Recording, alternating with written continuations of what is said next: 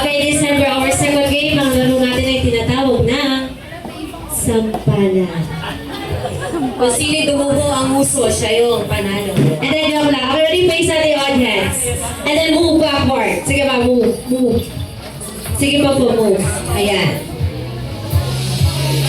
Okay, para naman sa ating second game, lahat ng players kailangan kung may straw. Anong gagawin?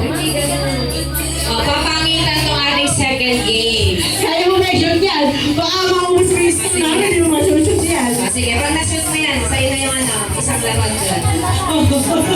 Okay, ang ating second game, ang kailangan nyo lang pong gawin ay iipit ka. Madali yan. Oo. Madali lang. Pagkamitin mo sa'yo, at-least mo mamaya. Magaling naman. Kukunin niyo. Kukunin. Silikot and then kukunin. Galing naman. Pinibigsit na lang ng mga players.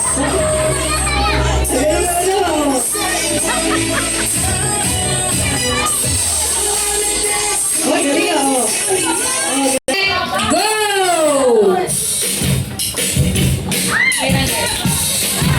Ayan, next.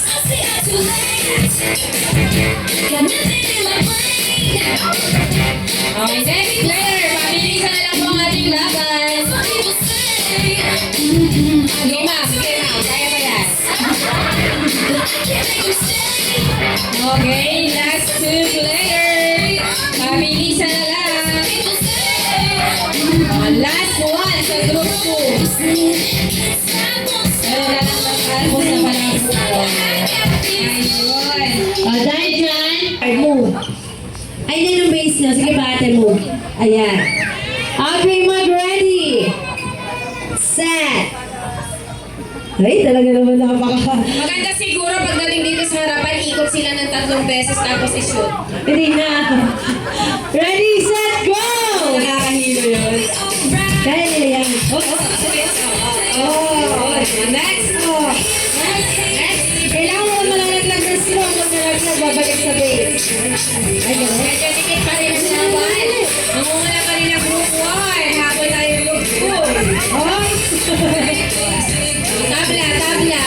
Parilisan na lang sa last player. Last player.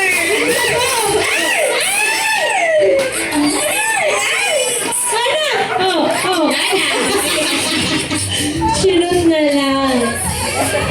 Okay, dyan panalo ang Group 2. Nakabawi ang group 2 sa pabilisan. Okay, dahil dyan, pag-claim na lang po ang inyong prizes sa winners.